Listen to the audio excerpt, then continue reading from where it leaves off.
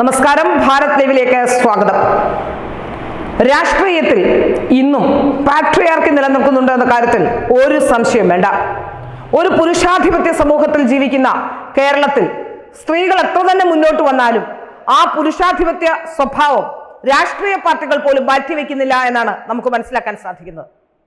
പേരിന് മാത്രമായി സ്ത്രീകളെ മത്സരിപ്പിക്കുകയും ഇനി മത്സരിപ്പിക്കുന്ന സ്ത്രീകളുടെ എണ്ണവും അവരുടെ ഗുണനിലവാരവും ഒക്കെ നോക്കിയാൽ അതിലും വലിയ തമാശയാണ് താനും. കഴിവും കാര്യപ്രാപ്തിയുമുള്ള സ്ത്രീകളെ ഏഴയലത്ത് പോലും ഒരു രാഷ്ട്രീയ പാർട്ടിയും അടുപ്പിക്കില്ല. പകരം ചിരിച്ച് കളിച്ച് തമാശ പറഞ്ഞ് വളരെ ലൈറ്റായി സംസാരിക്കുന്ന സ്ത്രീകളെ മാത്രമാണ് രാഷ്ട്രീയത്തിലും വേണ്ടതെന്ന് നമുക്ക് മനസ്സിലാക്കാൻ സാധിക്കുന്നു. ഇനി അഥവാ അതല്ലെങ്കിൽ മറ്റു ചില മാനദണ്ഡങ്ങളുമുണ്ട്. ആരുടെയെങ്കിലും ഒക്കെ ഓമനയായിരിക്കണമെന്ന് പണ്ട് ശോഭന ജോർജ് പറഞ്ഞിട്ടുമുണ്ട്.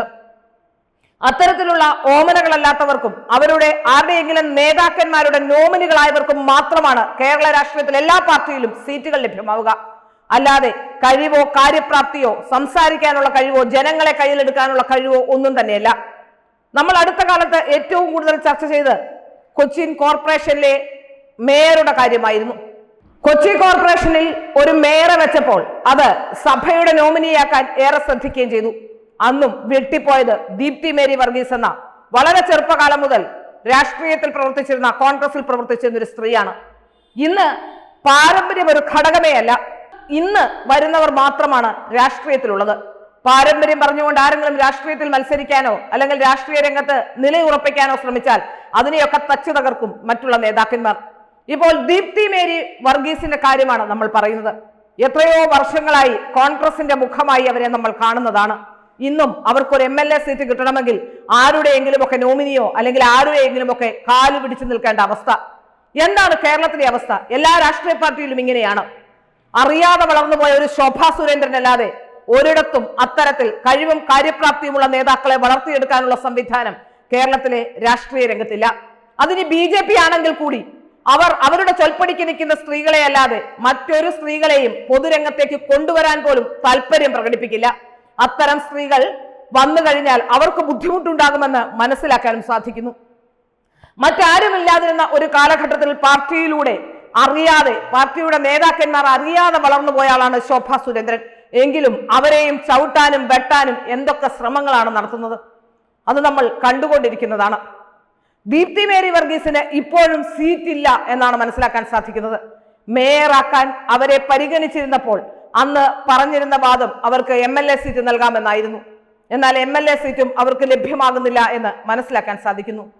CPM-ൽ ചില സ്ത്രീ മുഖങ്ങളുണ്ട്. അതിലെ പ്രധാനപ്പെട്ട മുഖങ്ങളിലൊന്നായിരുന്നു KK ശൈലജ. ആരോഗ്യരംഗത്ത് എന്തെങ്കിലുമൊക്കെ ഒരു ചെറിയ ചലനമെങ്കിലും സൃഷ്ടിക്കാൻ അവർക്ക് കഴിഞ്ഞിരുന്നു. ടീച്ചറമ്മ എന്ന വിളിപ്പേരുമായി PR ചെയ്തിട്ടാണെങ്കിൽ കൂടി അവർ അല്പമൊക്കെ വളർന്നു വന്നൊരു സ്ത്രീയായിരുന്നു. കണ്ണൂരിൽ നിന്ന് PP ദിവ്യയും അങ്ങനെ തന്നെയായിരുന്നു. പക്ഷേ PP ദിവ്യയെ വെട്ടി ആ ഒരു കേസുമായി ബന്ധപ്പെട്ട് ആ കേസിന്റെ പിന്നണിയിലെല്ലാം ഉള്ളത് CPM-കാരാണെങ്കിലും ദിവ്യയ്ക്ക് മാത്രമാണ് തട്ടുകേടും തട്ടുമൊക്കെ കിട്ടിയത്. മറ്റാർക്കും അത് കിട്ടിയുമില്ല. ഇനി ബാക്കിയുള്ള കാര്യം നോക്കിയാലോ, KK ശൈലജയെ ജയിക്കുന്ന സീറ്റിലല്ല മത്സരിപ്പിക്കുന്നത്. കേരളത്തിലെ സ്ത്രീകൾ എത്രയൊക്കെ പുരോഗമനം പറഞ്ഞാലും കേരളത്തിലെ സ്ത്രീകൾ ഇന്നും മുഖ്യധാരയിൽ നിന്ന് അകന്ന് തന്നെയാണ് നിൽക്കുന്നത് നമുക്ക് മനസ്സിലാക്കാൻ സാധിക്കും. കാലാകാലങ്ങളിലായി പല മഹിളാ സംഘടനകൾക്കും ചില നേതാക്കന്മാർ വരും. അതും ആരുടെയെങ്കിലും ഒക്കെ നോമിനികൾ മാത്രം. നോമിനിക്കപ്പുറത്തേക്ക് ഒരു രാഷ്ട്രീയ നേതാവിനും ഒരു നേതാവിനെയും വളർത്തിയെടുക്കാനുള്ള ധൈര്യമോ അല്ലെങ്കിൽ അത്തരമൊരു താല്പര്യമോ ഇല്ല എന്നാണ് മനസ്സിലാക്കാൻ സാധിക്കുന്നത്. കഴിഞ്ഞിടെ ഒരു ചർച്ചയ്ക്കിടയിൽ ചില നേതാക്കന്മാർ പറയുന്നത് കേട്ടു, ഞങ്ങളെ ആരെങ്കിലും ഒക്കെ സഹോദരിയായോ അല്ലെങ്കിൽ കൂട്ടുകാരിയായോ അല്ലെങ്കിൽ നേതാവായോ ഒക്കെ കൈപിടിച്ച് വളർത്തുകയാണ് എന്ന്. സ്ത്രീകൾ അങ്ങനെ ആരുടെയെങ്കിലും കൈപിടിച്ച് വളരേണ്ടവരാണോ? കേരളത്തിലെ സ്ത്രീ സമൂഹം ഇതിന് മറുപടി കൊടുക്കുക തന്നെ വേണം. കേരളത്തിൽ ഇന്ന് അറിയപ്പെടുന്ന രാഷ്ട്രീയ മുഖമായ ഒരു സ്ത്രീ ശോഭാ സുരേന്ദ്രനാണ്. സത്യത്തിൽ ശോഭാ സുരേന്ദ്രനെ അവിടുത്തെ സ്ത്രീകൾ രാഷ്ട്രീയം മറന്ന് ജയിപ്പിക്കാൻ തയ്യാറാവണം. ശോഭാ സുരേന്ദ്രനെ പോലൊരു സ്ത്രീയെ ഒരു കാരണവശാലും ഇനി പരാജയപ്പെടുത്തിക്കൂടാ.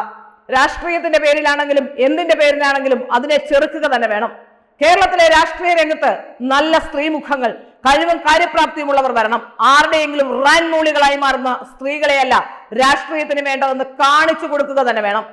ഏതായാലും ഇപ്പോൾ നമുക്ക് മനസ്സിലാക്കാൻ സാധിക്കുന്നത് ചില സ്ത്രീകളൊക്കെ വന്നിട്ടുണ്ട്. സിനിമയിൽ നിന്നുള്ള അമ്മയുടെ, ഈ അടുത്ത ദിവസം എന്നോട് ഒരാൾ ചോദിച്ചു, ഇത് അമ്മയുടെ തെരഞ്ഞെടുപ്പാണോ എന്ന്.